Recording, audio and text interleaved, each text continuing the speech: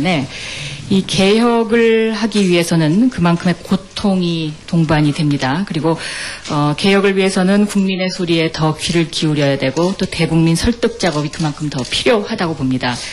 이 경제학자 슌페터 이야기를 들어보면은요, 좋은 비누를 생산하는 것만으로 기업의 성공을 거두기에는 충분하지 않다. 좋은 비누를 팔기 위해서는 먼저 소비자들에게 몸을 씻어야 할 필요성을 알리는 것이 중요하다라고 이렇게 강조를 했습니다. 지금 그 참여정부에서 대국민 설득 작업을 위해서 주로 어떠한 그 시스템을 갖고 운영을 하고 있습니까? 대국민 설득 작업, 네. 지금 저희 홍보수석실이 우선 기능적으로 그것을 전담하고 있고요. 우리 홍보수석실하고 국정홍보처하고 또 긴밀한 연결관계를 가지고서 진행하고 있습니다. 제 생각에는 이 대국민 설득 작업을 위해서 보다 거기에 전문가가 더 필요하지 않나 이런 생각이 듭니다. 예를 들면 행정수도 이전 문제만 해도요. 이것이 수도 이전인지 행정수도 이전인지 또 심지어는 천도라는 말까지 등장을 했었거든요.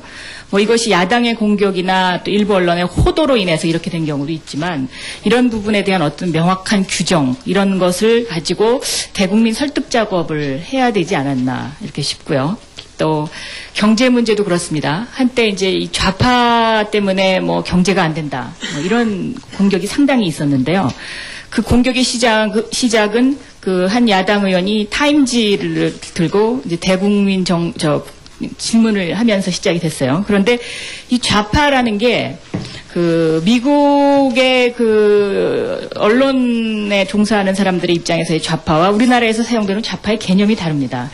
캐리 후보도 지금 좌파라고 공격을 받고 있고요. 클린턴 대통령도 좌파입니다. 그래서 클린턴 대통령이 공격을 받을 때 우익의 음모라는 단어가 타임지 커버 스토리로 떴습니다. 네. 그러면 거기서 말하는 그 좌파라는 거는 우리가 이야기하는 좌파하고는 굉장히 다르거든요. 그러면 그 당시에 청와대에서 그런 거에 대한 정의를 바로 정리를 해서 대국민 어떤 설득 작업을 해야 되지 않았나 그렇게 싶고요. 또 위원회가 많다라는 공격이 많이 있지 않았습니까? 네. 그런데 여기 지금 그 OECD 2004년도 9월 달에 OECD에서 나온 팔러시 브리프 이거를 보면은요. 지금 전 세계적으로 OECD 국가가 정부 조직을 개혁하기 위해서 위원회 제도로 갑니다. 그러니까 맞습니다. 영국 같은 경우에 131개의 위원회가 있고요. 네덜란드 같은 경우에 전체 예산의 70 내지 80%를 다 위원회 예산으로 쓰는데 우리나라는 7% 사용하고 있는 걸로 여기 나와 있더라고요. 네. 그리고 여기 보면은 우리나라에 대한 언급이 있는데 국민의 정부, 그러니까 김대중 대통령 이후에 국민의 정부가 위원회를 통한 정부개혁 성공 사례로 나와 있습니다. 한국이. 그러면 이런 어떤 세계적인 추세에 의한 그 우리나라가 외국에서 많은 그 인정을 받고 있는 부분이 한국에 잘 알려지지 않고 또 그 과거의 어떤 옛날 발상에 의해서 이렇게 계속 호도되는 부분, 이런 부분을 갖다가 뭔가 좀 바로 잡아야 되지 않느냐. 여기에 대한 전문가가 좀 필요하지 않나 싶습니다. 저도 전적으로 동의합니다. 네. 네. 정책실장님은 어떻게 생각을 하십니까? 예, 동의합니다. 특히 위원회 구조라든가 이런 부분은 저희들하고 인식을 같이 하는 저희들도 적극적으로 동의를. 그래서 좀 더 정교한 대국민 설득 작업이 필요하다. 그리고 여기에는 그 단순한 어떤 그 홍보 기능이 아니라 이 정부에서 좀 조직적으로 운영을 해야 되지 않겠나 싶고요. 아까 이제 조금 전에도 뭐 질문 나온 것들을 쭉 보면은요. 지금 노무현 정부가 308건의 언론 중재 신청을 받아서 이것이 무슨 언론 탄압이다라는 질문이 나왔는데 이것도 답변을 좀 더 명확하게 하실 필요가 있을 것 같습니다. 전두환 대통령 시절에는 언론 중재 신청 건수가 한 건도 없습니다. 그러면 전두환 대통령 시절에는 언론 탄압이 없었나요?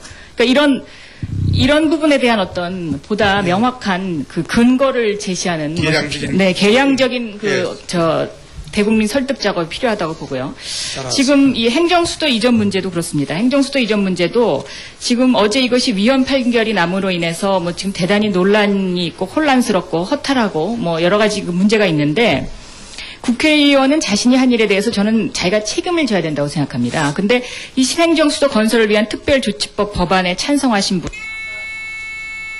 천정배 위원장님, 이종걸 의원은 이미 거명이 됐기 때문에 제가 더 말씀 안 드리고요. 그 법치주의의 승리라고 얘기하는 박근혜 대표, 한나라당의 박근혜 대표 여기 찬성 법안을 던지셨네요. 제가 지금 이 자료를 갖고 있습니다. 이 자리에 계신 남경필 의원님, 또 이병석 의원님 다 찬성표 던지신 분들입니다. 그리고 이낙연 의원님은 찬성표 던지셨는데 아까 발언하시면서 사과하신다고 입장을 정리를 하셨더라고요. 그럼 이런 부분에 대해서는 뭔가 명확한 그 자기 자신의 입장 정리가 있은 다음에 뭐 질의를 하든지 시시비비를 가려야지 과거는 덮어놓고 무조건 이렇게 다 뭐 그 여론몰이식으로 호도를 하는 것에 대해서 앞으로 좀 더 청와대에서